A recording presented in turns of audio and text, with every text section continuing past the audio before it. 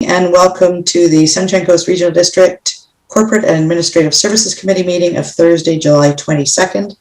It is 9:30 in the morning, and I'd like to acknowledge that we are currently scattered over the territory of the Shuswap and Squamish nations, and we thank them for sharing the territory with us. We have an agenda in front of us. Are there any additions or deletions to this agenda? Seeing none, I'd look for a motion to adopt the agenda as presented. Moved and seconded, all in favor? Thank you. Item number 2, Annex A, pages 1 through 6. So let's do this first. Let's receive all the reports and communications. Moved, seconded, all in favor? Thank you. All right. So now on to Annex A. This is Sunshine Coast Regional District Q2 Corporate Financial Variance. And I'll turn it over to Ms. Perot. Thank you, Chair. So this is our mid-year variance report, and it includes some details on all the services of the regional district. So this is an overall corporate variance. And identified in the report are several key points to review. One is some unfavorable variances as it relates to some revenues. And the reason why we're focusing on that is that we have still been under provincial health orders for most of this year. And so the most affected services are typically the ones with revenue, and that includes transit, building inspection, solid waste, and community recreation and parks. We've also identified where there are some overall line items that are in some variation. Some in particular would be contracted services, and those are mostly related to timing differences within our solid waste and our community recreation facilities. And those things are something like our shutdown and seasonality with some of those services. And overall, most functions of the regional district are in a surplus position. There are a few that are experiencing some minor deficits. However, some of those are related to timing and are not of a concern from our perspective at this time. Other than that, we will move it over to you to answer any questions you guys might have. Thank you. Thank you. Directors, any questions? Director Ties. On page 3, it mentions bank fees. I see that there's a lot of movement towards online payment and online payment systems, as well as credit card fees that are increasing. I don't see that going down anytime soon. So is there a plan to rectify that in the future budget? Yeah, I think that is something that staff are looking at with the various services that impacts. Again, those are typically the user fee related services, and especially with our utility services as well, with online transactions for our utility billing. So it is something that we've highlighted and will be reviewing as part of the base budget reviews for those services. Any other questions? Director McMahon. I just wanted to say, when we try to think all the way back to March of last year, I think we were worried that things were going to be considerably worse. Yeah, good job, staff. We're doing okay. Glad to see it. Thank you. Director Lee. Thank you, Chair. In the attachment under 110 General Government, we're transferring about 700,000 to reserves. That seems like an unusual amount. I was wondering, is it unusual? Is there some explanation for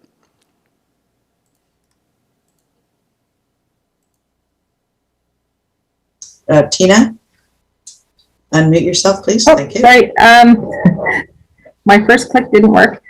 So essentially that, I believe, is a transfer to and from appropriated surplus. And that relates to the payments for gas tax and amenity payments. So that's simply a receipt of the revenue. We have to transfer them into the reserve. So we record them in the particular year. So that is due to some of the double up payments for the gas tax as well. Thank you. Okay, directors, any further questions on this report? Seeing none, let's move on to Annex B. This is long-term debt as at June 30th, 2021. And who is speaking to this one? I can speak to that one, Chair. Thank you. Essentially, the debt report is provided a couple times a year, and it gives a financial position of debt for both the regional district as well as our member municipal debt. Again, there's some timing differences with this. We have over $18 million worth of debt budgeted in the financial plan for the regional district. We also have our member municipalities who have just concluded some AAPs, but again, typically those don't come on to our docket until projects are completed and security issuing is done. So other than that, we'll take any questions you might have. Thank you. Directors. I actually have a question for Director Beamish. I seem to recall that Gibson's did an AAP within the last year for some work. We did that for the Upper Gibson's water service, and I recall it was in the neighborhood of about $3 million, and that was going to be offset by the costs that we were paying for water to the regional district in that area. Right. So that debt is not showing in here yet. You'd probably still be in the interim phase where you're doing the work and haven't actually borrowed the money. Is that correct? No, the work on that is done because of the connections are all done. Okay. So they have to see where the status, why it's not listed. Maybe, I don't, Tina, do you have a thought on that, or? No, I think I can follow up with Lorraine, CFO at the town, and we can follow up on that. Yeah. Okay. Thank you. And in CSHA, we had our AAP approved, and we just, I believe it was last week before, I think Director Toth can comment where we approved the interim borrowing. So we've got the interim borrowing in place for the build, and then the debt will show up once we're finished that build. Any questions or comments on long-term debt? Looks good. Moving on, Annex C. Gas tax community works fund update. And over to Tina again. Yes, thank you, Chair. So this report too is provided a couple of times a year to the directors to report on the status of the community works funds. It's not necessarily to report on particular projects, it's just a funding update. Included in this report as well is information related to the double payment that was released or actually announced by the federal government. And I believe there's confirmations floating around that we'll get some final information and payment on that as well. So at the next report, this particular value will reflect that. All right, directors, any questions or comments? Director Ties. Yeah, I want to, I guess, make the comment that we need to have these funds at least allotted for, I believe, by March of 2024, or at least know where they're going in order to keep them. Seeing as to how long it took to get the MOU done, I don't see much promise in actually getting these funds into bike paths in that time frame. I don't know if that's being pessimistic or just realistic, but so I'm wondering when we are going to have to figure out where these funds are going. And even if we get them going in directions that are not considered active transportation. Ms. Burrow. Yeah, I can comment. Thank you, Chair. So staff are kicking off our internal budgeting process, and the board also had a funding strategy discussion, which included UBCM. So active discussions about how these funds could be allotted and a funding strategy within that UBCM mandate is being explored. One of the items that has been discussed and staff have already included on a recent staff report is what we do with regional projects, those of which include our member municipalities. And so discussion, I think, understanding how that impacts the services, the service apportionment, and how projects are funded, I think is being explored in contemplation of the 2022 budget and further along. So again, understanding how we are developing our asset management plans and some of the related infrastructure that needs replacement in the very near future. So areas like Area A and some of the wastewater plants have some significant projects upcoming that have already been discussed with the board. So again, those are things where we are looking to use some of the Community Works gas tax and maybe expand how we've used them before. As it relates to the community or the active transportation component, that too is being contemplated as part of resourcing and planning for the upcoming budget cycle. So I think more will be heard as part of the pre-budget deliberations coming forward in the next few months. Thank you. Director McMahon, are you on the same topic? Okay, go ahead. Yeah, I had a similar question. So there are two road projects coming up in my area. One is Gower Point Road, because the town is doing a traffic calming plan on their portion of Gower Point that will impact our portion of Gower Point. And we may need to put some money there into a transition zone so that the road actually makes sense for the users. And the other one is Reed Road, where, you know, we are putting in a water line, and the town is looking at putting in an active transportation path on their side. And so that the active transportation path will be on the town's side, but it won't be used just by people who live in the town. We don't ask for passports when people use the road. So one of the questions I have is, can we put some money into that project?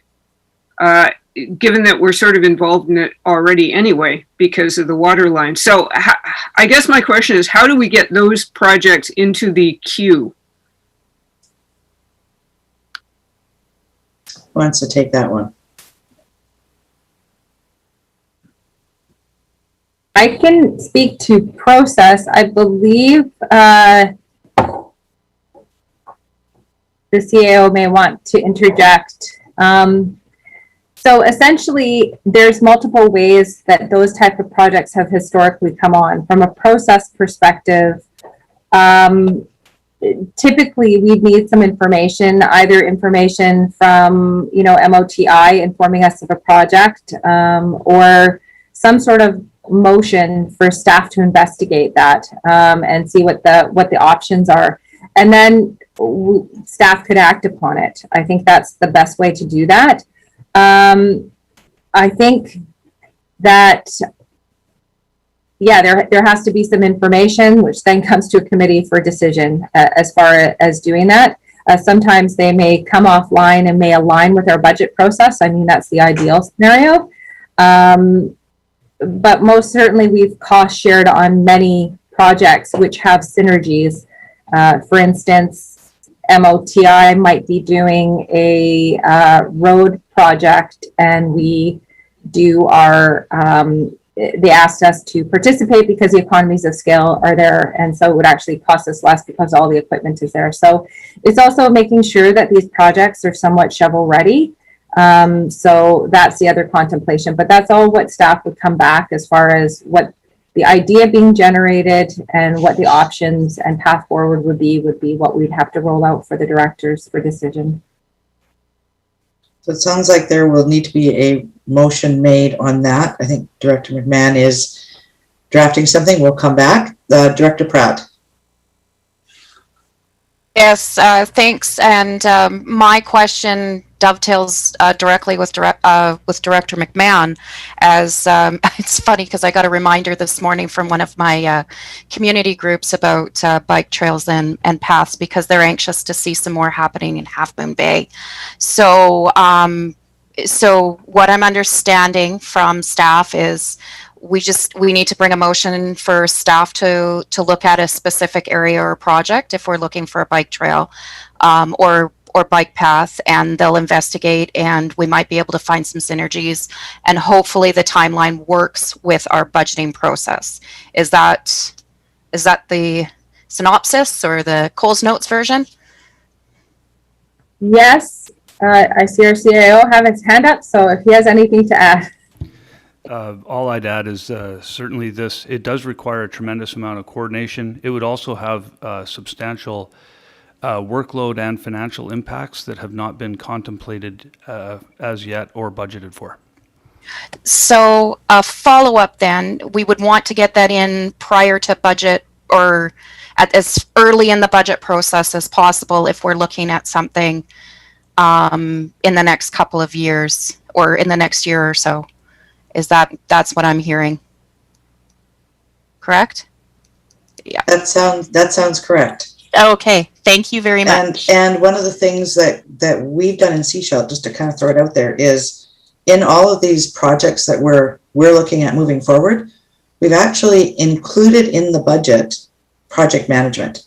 So we can hire offsite project managers, so somebody specifically for those projects to help relieve some of the stress on staff as well. Director Lee. Thank you, Chair. I'm on the same subject. Area A has 2 active transportation paths that's been on the books for quite a while, and we would like them to proceed in some manner this coming year.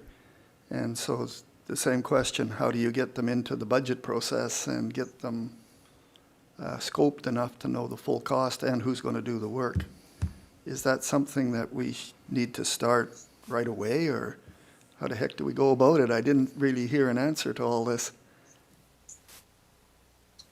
What I've been hearing is that we need to make a recommendation that staff investigate those specific projects, and whether or not, in some cases, community gas tax community works fund funds basically can be used for those.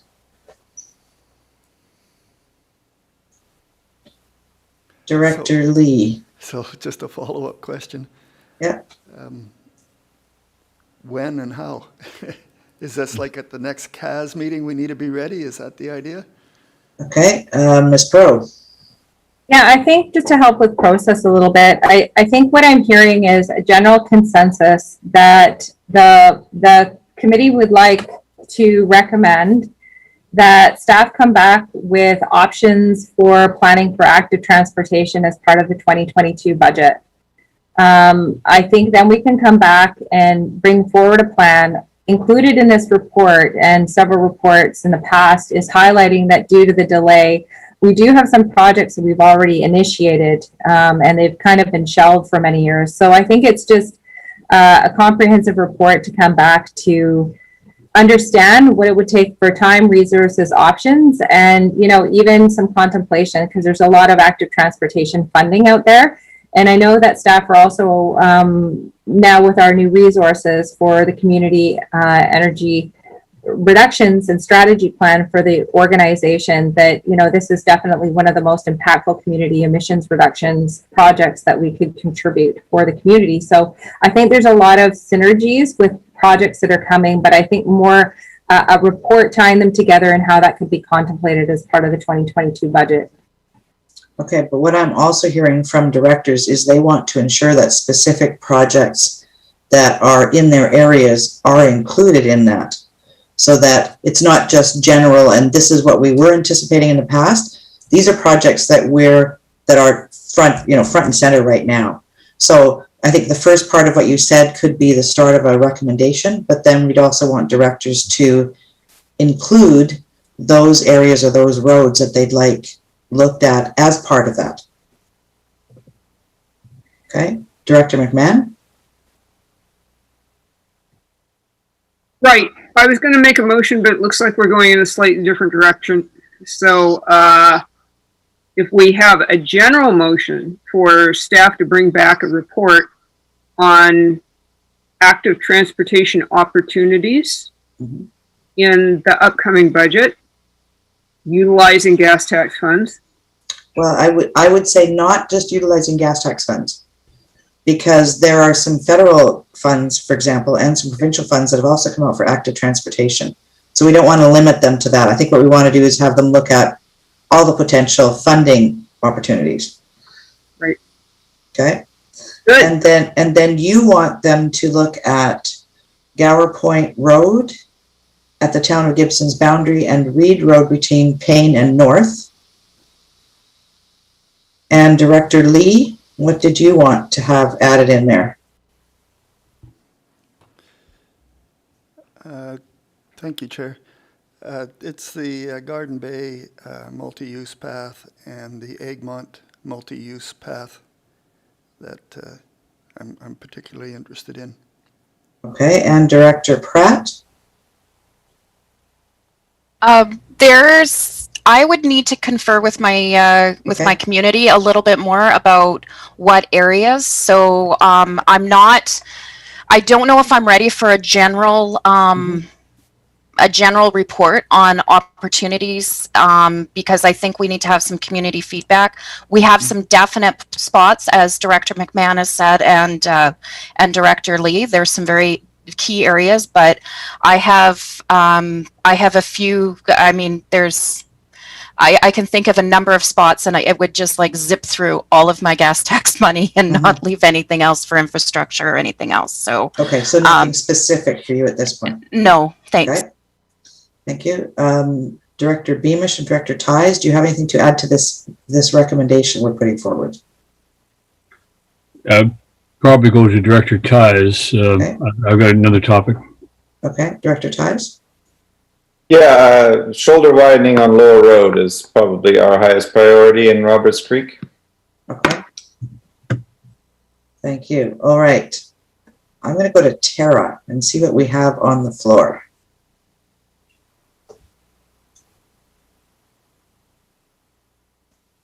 Thank you, Chair.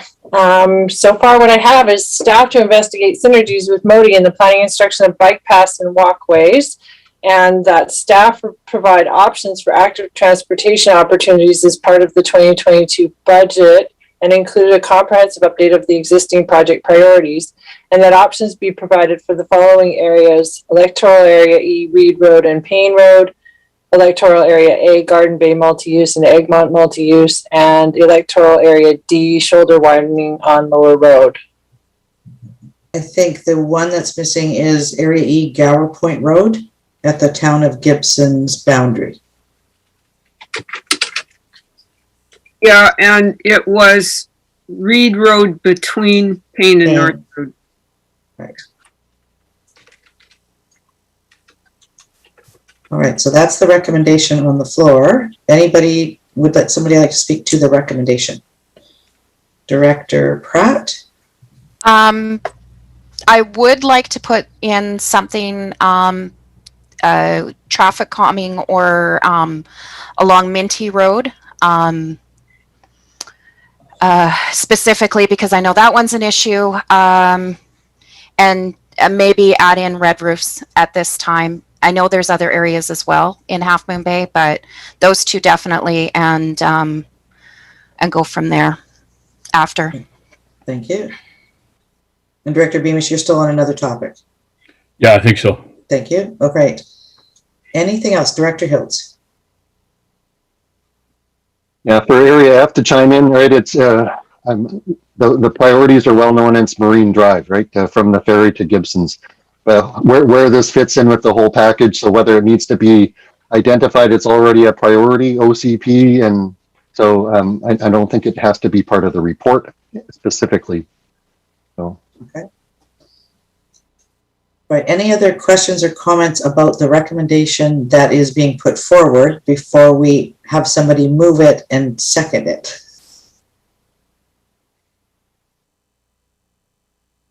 Director Lee.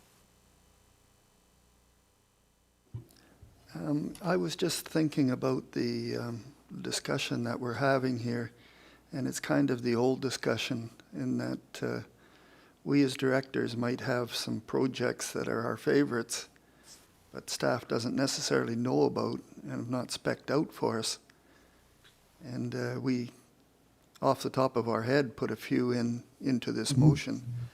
I was trying to figure out if it's something about how do we sort through a wish list that we might have and match it up with the reality of what can be done prior to the budget process really going. Because we need to know at high level whether the projects could even be considered and done. So I don't know. I guess we're tackling a few that just come off the top of our mind with this, but is it the right way of going about it is all that is going through my mind here. Right. I think these are ones that are top of mind for directors. And at this point, what we're doing is we're letting staff know that these are ones we specifically want them to include and look at.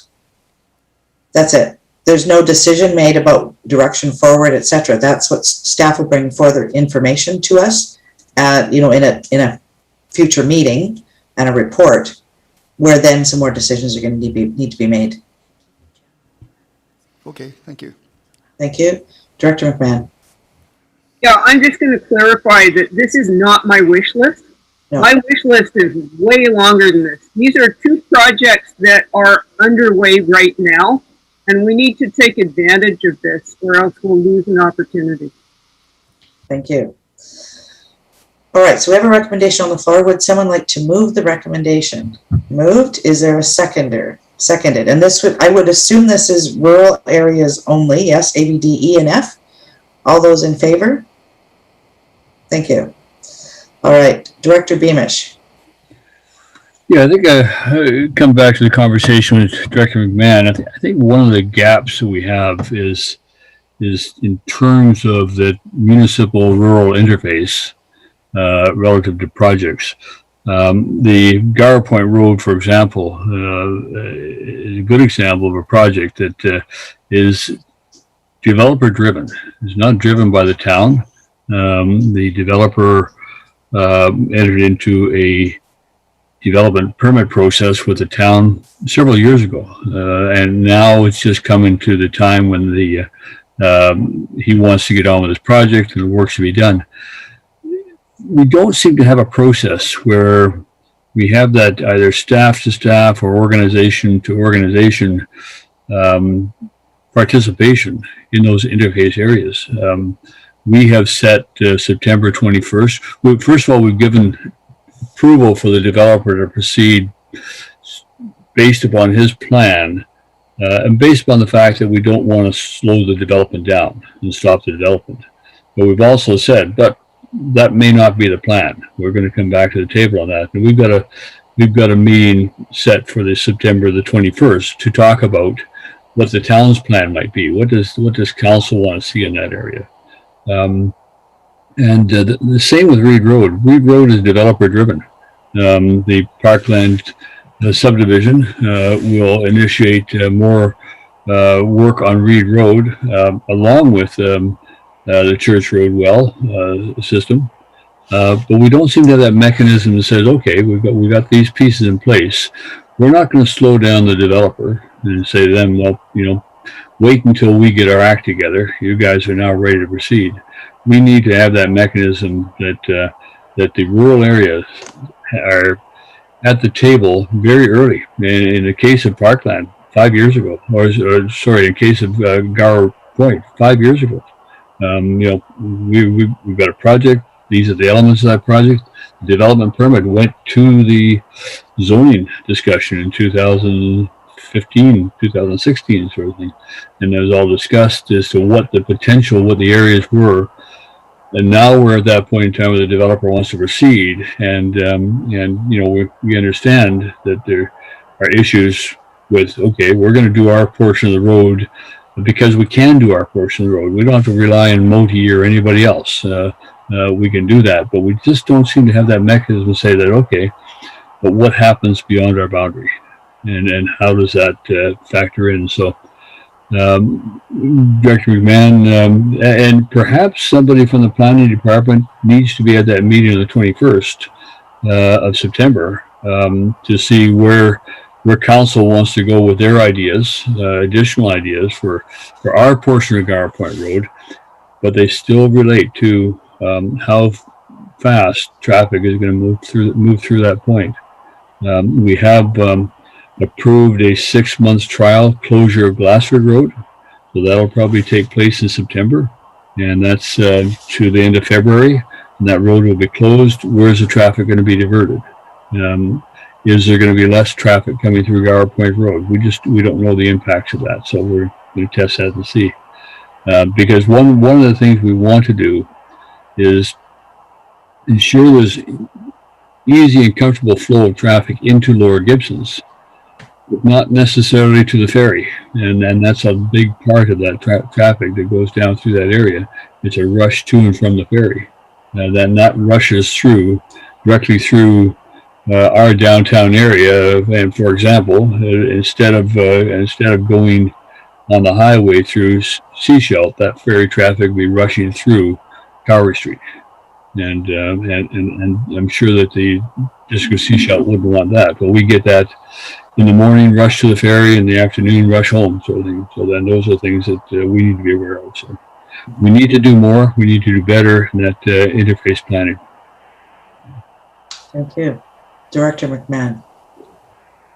Might be a CAO question, but I'm wondering if it would be appropriate to direct staff to look into what kind of a mechanism we could put in place for transportation planning in the fringe areas, in the between the municipalities and the rural areas. I think it's probably something we could contemplate as we sort of look at these other questions. You know, how can we better coordinate this? It's certainly something that's on staff's mind already. Director McMahon? I guess I should make a motion that staff look into mechanisms for transportation planning between the municipalities and the rural areas. Is there a seconder for the recommendation? Seconded. Thank you. Director Hilt, are you speaking to the recommendation? Yeah, I think so. It's about the function that we're operating under. Like this would be a bicycle and walking paths. Is that kind of where we're right now? That function doesn't include communicating with municipalities. It's just electoral areas, but that seems to be the place. So whether that function could be expanded to include this topic, I guess that's what I'm wondering, if that's what staff is contemplating. An existing function to deal with this and a budget proposal perhaps to increase the service level to be able to do this work in the future. So I'm just wondering if that's where staff would be looking to place it, or it might be too preliminary. CAO. Yeah, a lot of questions that would require more research for us to answer. What I think the best answer I can give is we can contemplate some of these things as we bring a report back forward. And some of that's going to include the workload implications, the financial implications, service implications, all of those things we can take a look at as we bring the information back. Thank you. Are you speaking to the recommendation, Director McMahon? Thank you. Go ahead. Yeah, just it'll be interesting to presumably staff will look into how other regional districts handle this, because it can't be a unique problem to us. All right, seeing no further questions or comments on the recommendation on the floor, I'm going to call the question. All those in favor? This is rural areas only. All those opposed? Director Pratt? Director Lee? Okay. Would you like to speak to that? If I may, I worry about this being really outside our scope, like being outside of our scope, which is why I'm voting against it, because it's going outside the scope of the services and the functions that we have, and it's increasing staff load to even investigate,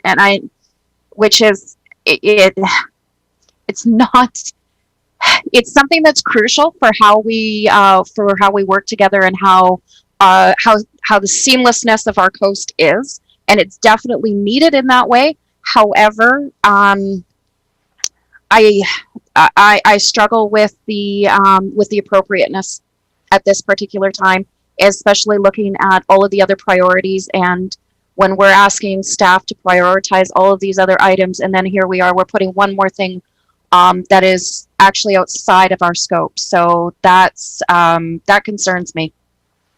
Thank you. Before I go to Director McMahon, Director Lee and Director Pratt, would you like your vote recorded in opposition? Yes, Director Lee? Okay, thank you. Director McMahon? Yeah, I am the only rural area that shares a lot of roads with the municipality. And so I need something. And if staff comes back and says, this is something Moody has to do, and the answer is that we need to push very heavily for appropriate staffing and mechanisms at the Moody level, then I would be not overwhelmingly overjoyed, but you know, it's a way. But we've got to do something, because we're about to have a bunch of critical roads built and changed. And right now there's no way for Area E residents to have any say in these decisions that will have a very significant impact on my area. So I think it's very important. All right. I'm going to take us back to another conversation around this same topic, but that Ms. Perot brought up. We talked about it during our agenda review, and it's come up a couple of times at the board table. And that is the question about municipalities and gas tax funds and, you know, collaboration on regional and sub-regional projects. I know at our council table and with our staff, that has not been a discussion. We have not contemplated using gas tax funds that we receive for regional, sub-regional projects. So if that's a direction that we're looking at going, for example, landfill, water, solid waste, well, I said solid waste, landfill, whatever. If that's the direction we're going, then we need to actually have the municipalities have that conversation so that we can come back and say, yes, we're in, or no, we're not. The other piece about that is, what is the impact? If the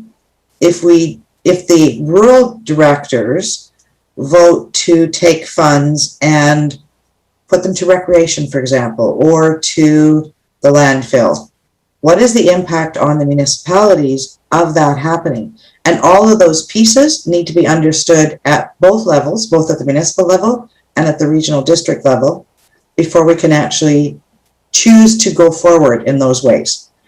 So I'd like to see a letter be sent by probably the chair, but staff I'm sure would put it together regarding the collaboration on regional and sub-regional projects and what the financial implications would be for discussion at those levels to inform the conversation at the regional district.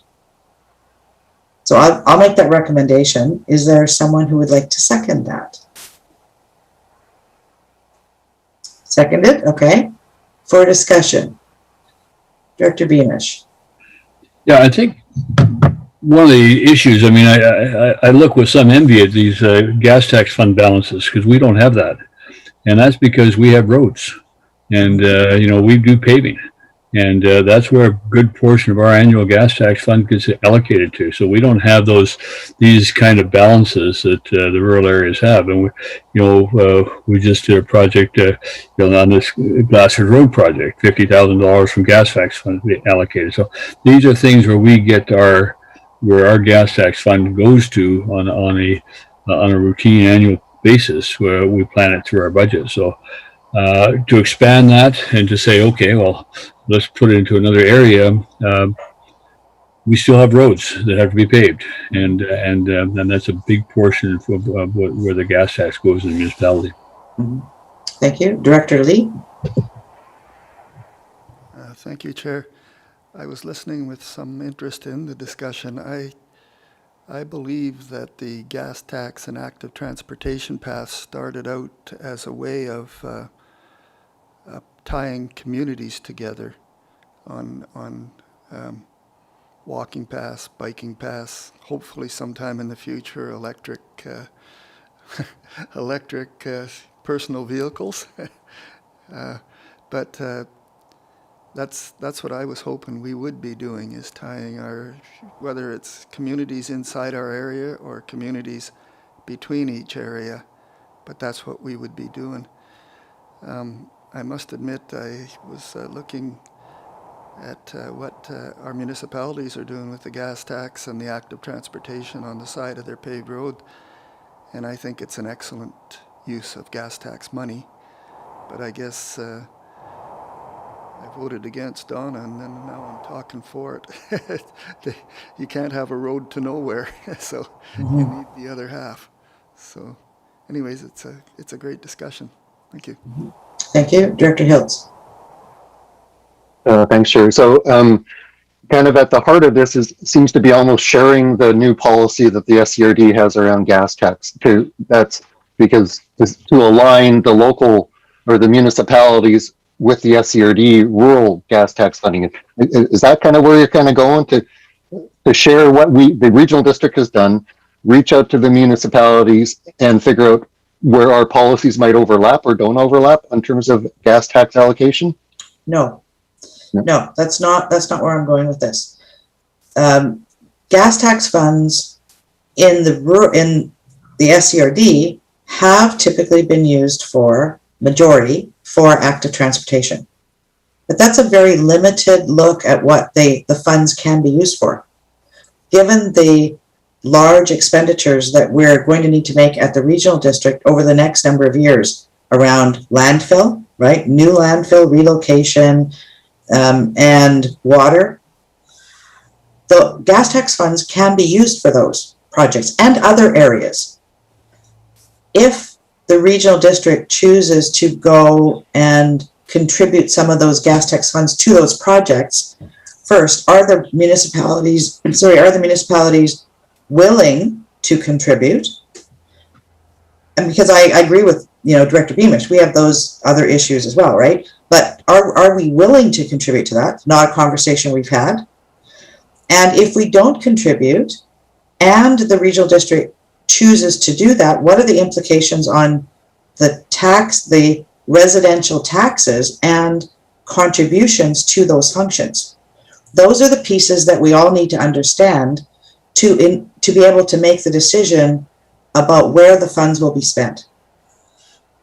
And until we actually have that conversation with the municipality, it's always kind of out there that maybe we could do those, but it really limits what the regional district does with the funds. I'm just looking at, are there other ways that we can work regionally? Like, Director McMahon's talking about on roads, for example. Are there ways that we can work regionally on some of these bigger projects outside of active transportation? That's it. And we, like I said, at the municipalities, we haven't had that conversation. Because we do, like Director Beamish says, we focus on roads because we have to redo roads, our own active transportation routes, etc. We've also used a lot of the funds in the last 2 years at the airport. We just looked at putting lights in at the airport, and that's a $600,000 budget item that we are funding through gas tax funds. So we would need to make different decisions around that, and it impacts how our staff come to us with projects, right? We have an annual paving project that gas tax funds contribute to, right? To make sure that those happen. That would mean that our road paving project would need to be put on hold for those types of contributions. Are we willing to do that? If so, great. If not, what are the impacts on the rural function or the regional function that the funds would go to? So it's that whole conversation that has never been had that we need to initiate, I think, in order to give the directors at the regional district who have these gas tax funds some more certainty around what it would look like should they choose to go those directions. Does that kind of answer that, Director Hiltz? Is that clearer? Okay. Director McMahon and then Director Lee. I agree with you entirely, and the airport is a really good example, because if the airport was the SCRD, then we would be looking to the municipalities to kick in if we were going to use our gas tax money, because we all use the airport. It's it's regional, even though it belongs to the municipality. It's going to be interesting trying to figure out how to fairly apportion the gas tax funds, because I have the most gas tax funds because I have the largest population. I also have physically the smallest area. So probably I have less roads per capita than the other rural areas do. So, you know, what is the fairest way to spend this money? It's not going to be, it's not completely straightforward. Director Lee? Yes, I have two comments. Director McMahon is correct that the gas tax is apportioned by population, but in fact it's full-time population only, which Area A takes quite a beating because we chose to use that method to put the gas tax out there. We have like 40% part-time population that isn't counted. Anyways, that's an old issue. But I believe, and this is a question for staff, it seems like we do need a discussion and we need to get together and decide how we're going to use the gas tax. But I think that kind of discussion has to be done in public, and I don't know what kind of a forum we would use to do that. Could we have a workshop, or is there something different we need to do? Because it sure does sound like we need to get together and figure that one out. Because I hear a lot of questions, and they're all good, valid questions. So how do we get to a solution to them or an answer to them? Are you talking about where the funds would be spent or how they would be spent? Yes, how they would be spent, how we could get together and spend them to the most effect on us, the SCRD. Okay, and I think this letter going to the municipalities will initiate the conversation at the municipality level, because, you know, Director Beamish is here as a representation of his council, or as and Director Toth and I are here for the District of Sechelt. But again, this is not a conversation we've had with our councils. CAO McKinley. I was just going to add that I'm pretty sure that we could, with the direction we have, we could contemplate that how. What would that look like as part of the report we're going to bring back? Okay. So at this point, there's a request for a letter to go to the municipalities, basically to initiate this conversation. It's been moved and seconded. Any other questions or comments? All those in favor? Thank you. That would be an interesting one. Any other questions or comments about this report? Gas tax funds. Seeing none, let's move on to Item 5, Annex D, pages 17 and 18, Director Constituency and Travel Expenses for period ending June 30th, 2021. And Directors, any questions?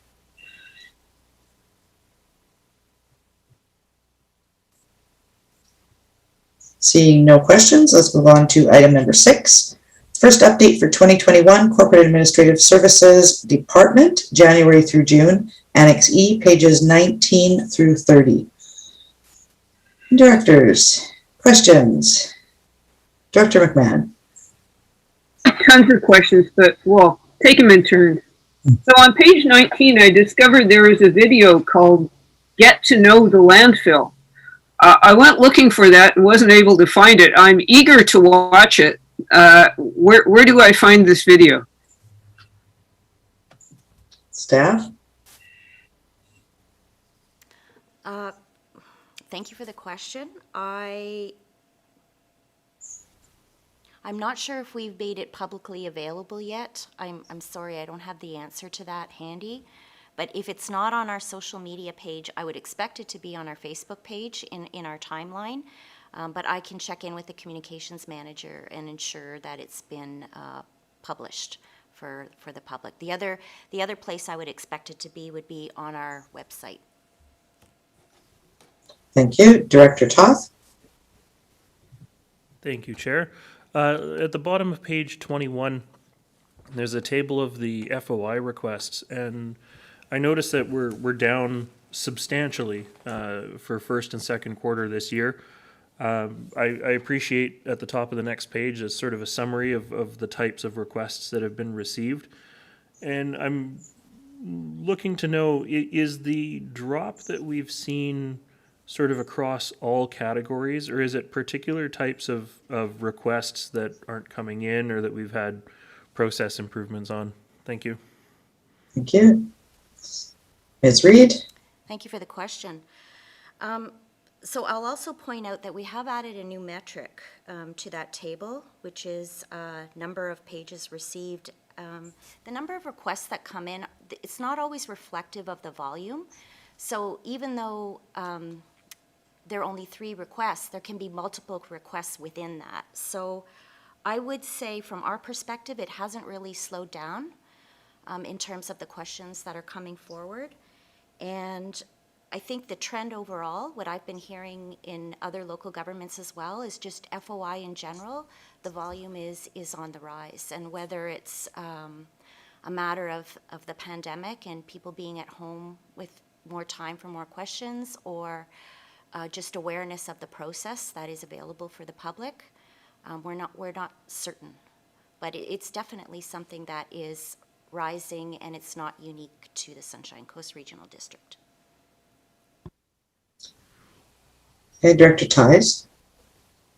Thank you, Chair. And I see on page 24 there that we're seeing a dramatic rise in what looks like staff turnover. And I'm wondering if GM Parker could maybe fill us in a little bit on that, because that is always an indicator about the health of an organization. Thanks. Thank you. Mr. Parker? Thank you for the question. There's a story behind this in terms of the number of postings, record number this year. The good news is it's not directly related to staff turnover.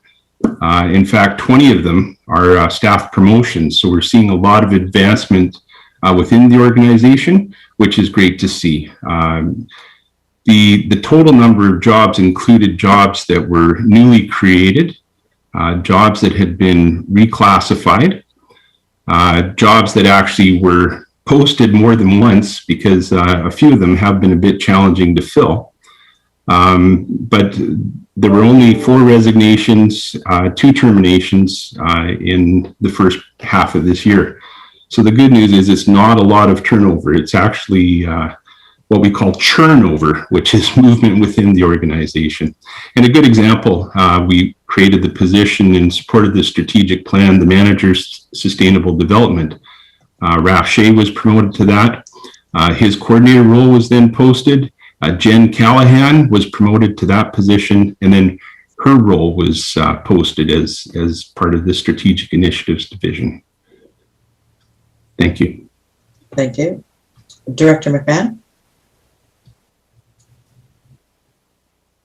Yeah, we're on HR now.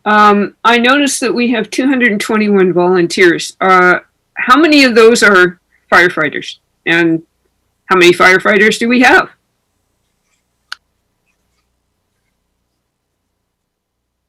Thank you for the question. Thank you. I would have to get the exact number. I am thinking it's about 139, but I would have to double check and get back to you, and I'll see if I can do that as soon as possible. Thanks. Thank you. Director Hiltz?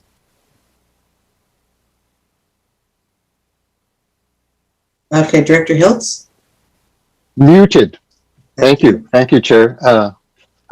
Just first of all, on the HR, yeah, thanks for that composition numbers. It's amazing to see what the regional district actually looks like. So I'm guessing that the 550 means those are people who somehow go through the payroll system. Is that kind of to tell you if you're in the SCRD or if you're out of the SCRD? Is that how you determine that total number of 550? Thank you for the question.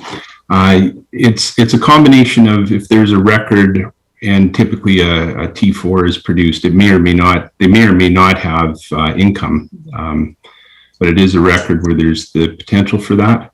And a lot of that for firefighters, for example, it includes the stipends that are paid. things along that line. I think missing from there, I just got to scroll back up here. We actually also have records for directors, and so I think it's actually, there's a few more than are listed there. Thanks. Thank you, Director McMahon. Back to communications, though, I wanted to say just generally, I'm really happy with this report because these metrics are very helpful to me in reporting back to my community and answering questions that people ask me. I noticed, well, we big ramp up in the number of news releases we're putting out, which got to be Aiden and working at this. The Facebook engagements, you know, in light of CBC closing down commenting on their news stories, I'm just curious as to whether staff have any comments on the tone of Facebook engagements.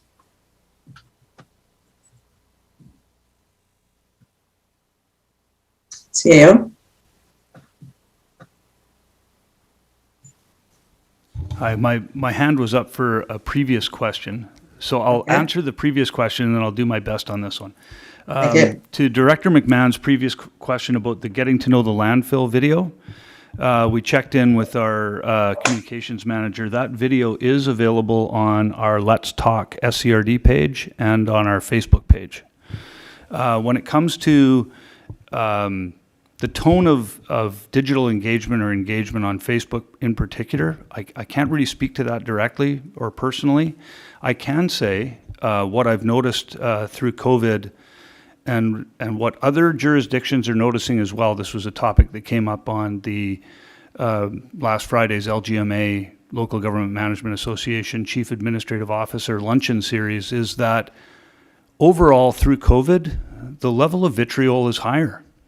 People are more upset and they're more prepared to voice how upset they are to our frontline staff. And in some ways, and in some cases, in incredibly inappropriate ways that have been incredibly hurtful, resulting in people left shaking, left crying. But it's not unique to local government. I've talked to restaurant owners on the Sunshine Coast that have had their young servers, their young hosts and hostesses berated and yelled at to where they're left in tears because someone didn't get the table they wanted because of COVID. So overall, the vitriol has been up. People are upset. They're tired. They're frustrated. And we get that. We've actually had to recently, just last week, put posters and signs up again in our foyer and on our door, reminding people that this is actually a respectful workplace they're entering. And we're here to serve, but we're not here to be yelled at and berated. So it's, like I say, I can't speak to Facebook, but we appreciate so many of the people that have come in have been so gracious, so patient, because things have been hard. But overall, and across not just local government, but other areas, service areas, yeah, anger's up, vitriol's up, and it's been really hard. Thank you. Director Hills. Yes, thanks, Chair. It's on page 2526. It's about purchasing, and just looking for a little bit of details on the local, the joint purchasing group, and kind of how staff are managing with the social procurement. I see SCRD is taking a lead on that. So just a little bit of background details, if possible. I think we have Ms. Crook here. Thank you for the question. So the Sunshine Coast Joint Purchasing Group has been a collaborative effort between the town of Gibsons and the district of Sechelt. And we're going to look at, so we have sort of an acknowledgement agreement, like a terms of reference outlined. And we're going to look at options that we can sort of try to get more competitive purchasing, more consistency with the vendor communities, and grow. We're looking at eventually trying to grow as well. Other communities sort of have similar, there's one in the Lower Mainland, there's one in the CRD region, there's one up in the Okanagan region. So just looking at expanding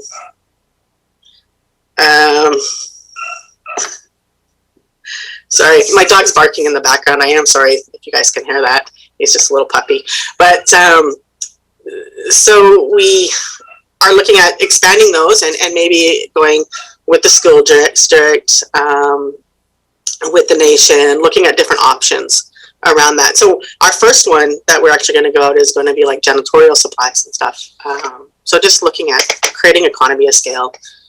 I'm really excited about the project. I have been working with the town and the district, so it's quite good.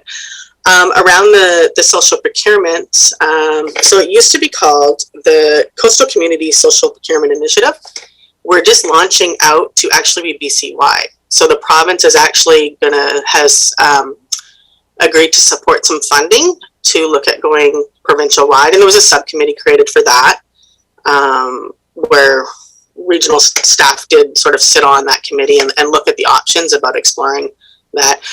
We do lead in the fact that we are one of the few communities that actually put social procurement aspects in pretty much every one of our procurement processes, including quotes. When we just go out for some quotes, we do have some aspect of the sustainable social procurement aspect. We do participate in group meetings to talk about our successes around that. I think we do that every 2 months. So it is growing. It's an exciting time for it, and I'm looking forward to launching it out throughout BC. Thank you. Thank you. Thank you. I have a question for staff. I didn't see much in here about the website. I'm wondering where we are with regards to that. Thank you for the question. So we have developed a request for proposals. It is being circulated amongst staff for approval, and we expect that to go out within the next week or two, I believe, on BC Bid. Thank you. Director McMahon. On page 26, there's a reference to a watershed dashboard. What is that? It sounds exciting.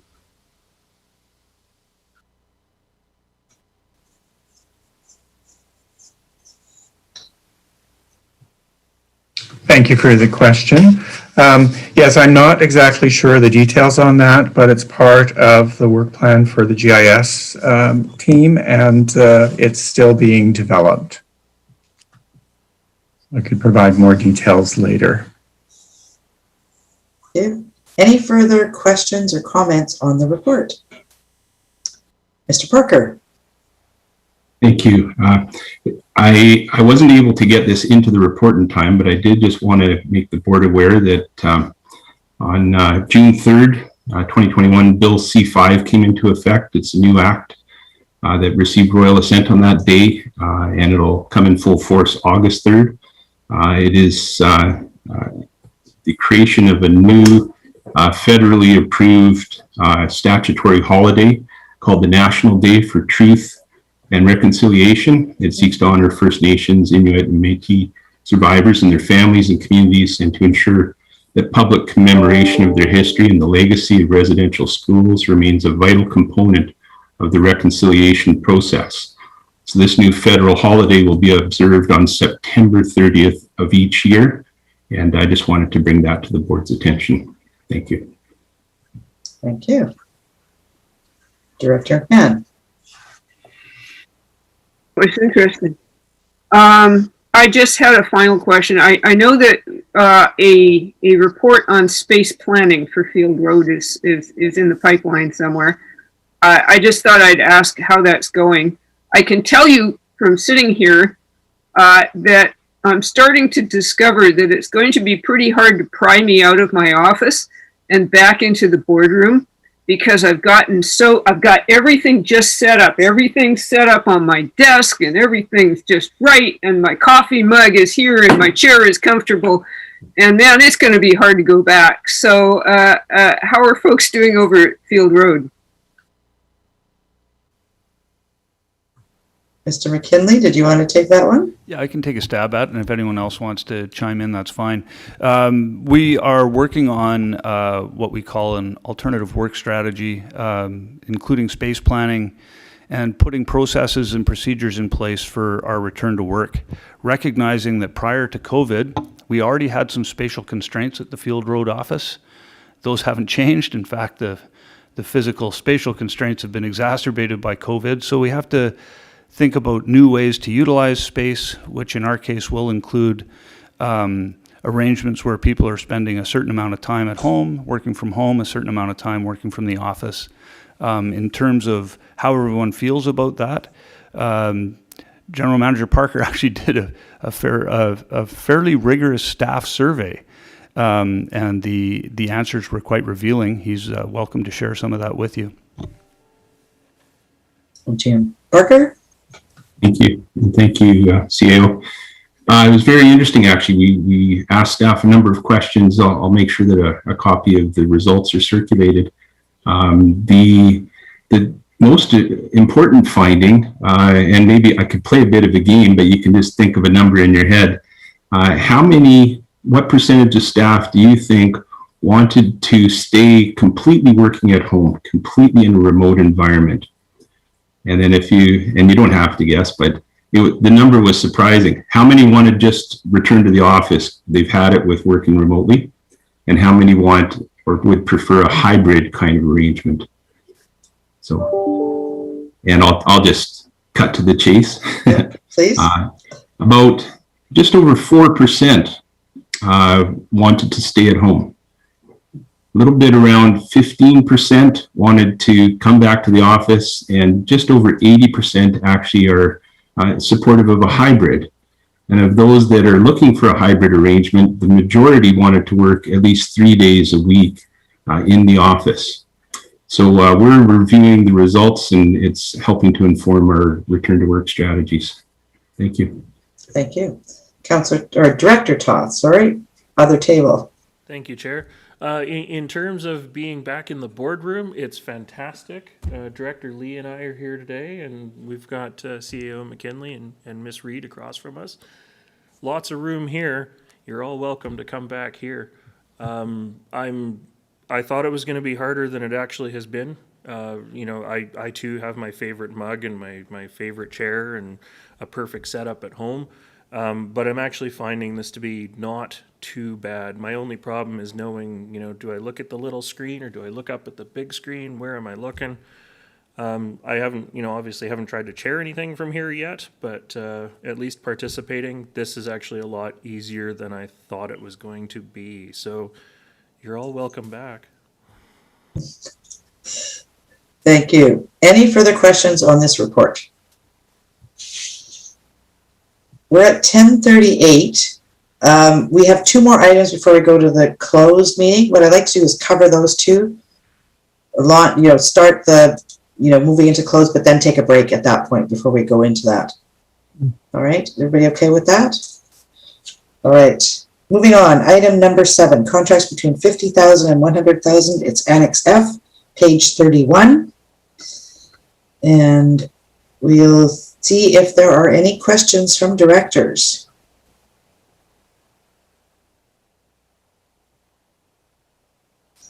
Seeing no questions, we'll move on to item 8.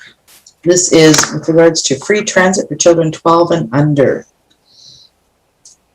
And who is speaking to this? Mr. Walton? Or Ms. Gagne? Okay, go ahead. Morning. Thank you very much, Chair.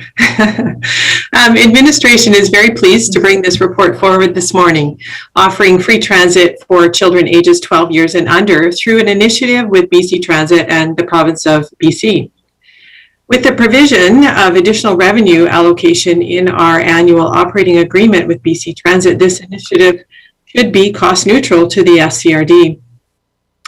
To facilitate an accelerated program rollout, at the beginning, children will be able to ride the bus without a fare product or a presentation of ID. However, BC Transit is working on a fare product and a registration system that will be introduced and promoted at a later date. The opportunity to build a culture of public transit and hopefully see ridership increase is very exciting. And with that, administration has provided a recommendation that we proceed with this initiative as noted. And both myself and Manager Walton are here today and pleased to answer any questions that you might have at this time. Thank you. Director McMahon. Yes, I have a comment and a question. My comment is that under strategic plan and related policies saying NA, I would disagree with that because I see this as congruent with our climate change objectives. I mean, one of the things that we want to do is reduce regional GHG emissions from transportation, and part of that picture is getting people on transit. So I think this is very consistent with our strategic plan. My question is, will we be tracking ridership to see whether this has an impact on our ridership? I'll take a first stab at that, and then certainly Manager Walton can provide any further comments if he might have. Certainly BC Transit is going to be monitoring bus loads on our behalf, but we don't have an automated fare system, so that might be a little bit tricky to monitor the impact of this. But what BC Transit did do was they created a fairly complex and detailed model by which they tried to anticipate ridership and ridership numbers, and with that came along the revenue allocation.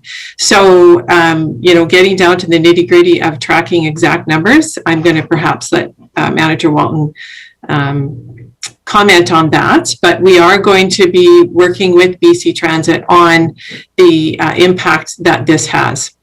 Manager Walton? Yes, thank you for that.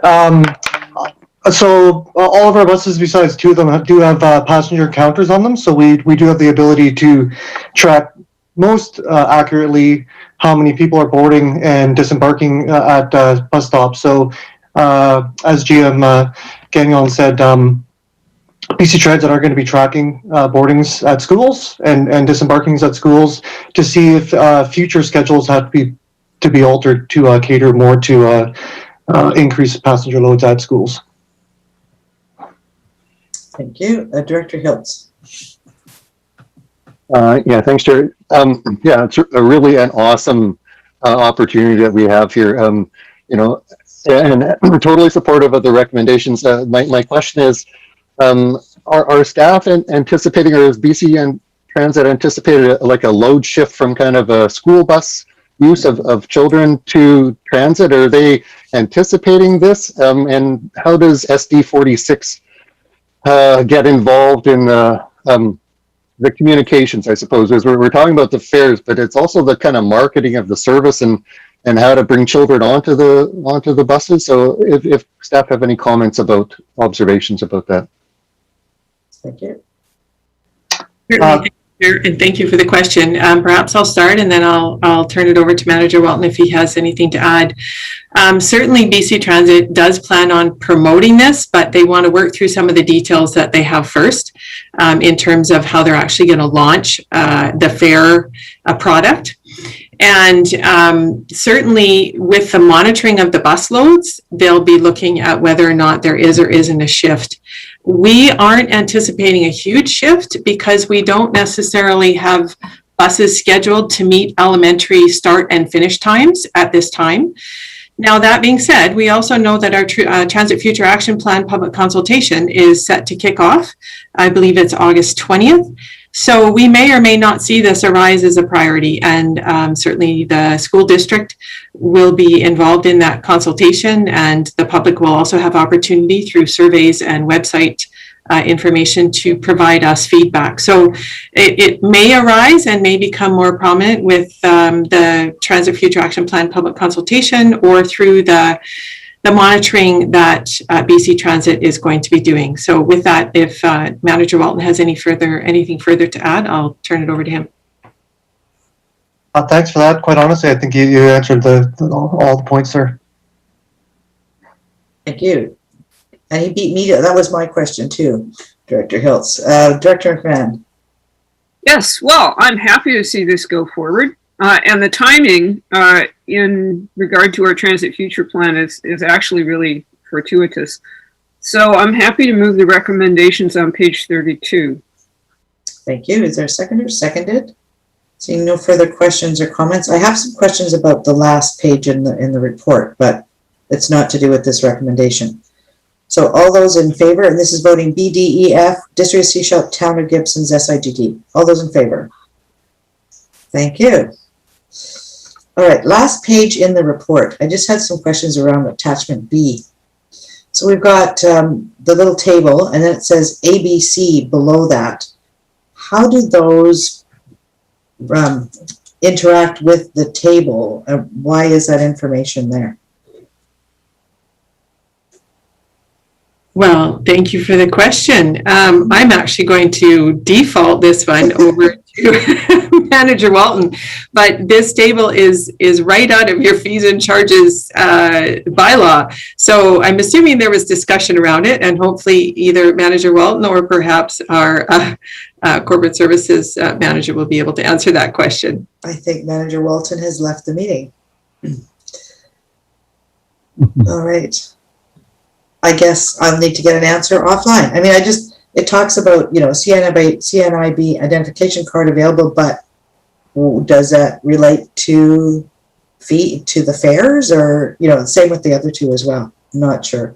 So Thank some you. information follow up. I'm happy to bring that information back. Thank you. Thank you. All right. No further questions on that. Let us go to back to the order paper. I would look for a motion to go in camera under section 91G and K of the community charter. Moved. Is there a seconder? Seconded. All in favor? Thank you very much. So we'll go to the gallery for any questions. Oh, nobody there. IT, any questions come in through email or other? No questions. All right, it is 10:47. How much time do you want as a break?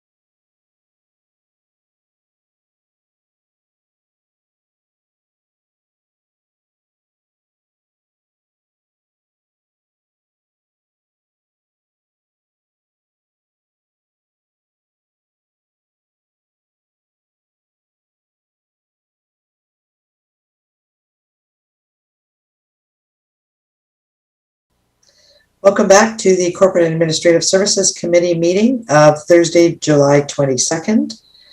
There were a couple of comments, a couple of questions that directors had that comments have come back from staff. One is with regards to the Watershed Dashboard item that was on page 26 in our agenda. And it was indicated this was an internal analysis review of the stream density by watershed basin. And then with regards to the 221 volunteers, that reflects the entries in the system. However, some of the records reflect former volunteers who are no longer active. So there'll be further information coming to the additional questions that directors posed. We thank staff for coming forward with those answers. Seeing no further questions or comments, I'd look for a motion to adjourn. Moved, seconded, all in favor? Thank you. And IT, any questions? Attendees, nobody here, no questions. I guess we'll see you all at 1 o'clock.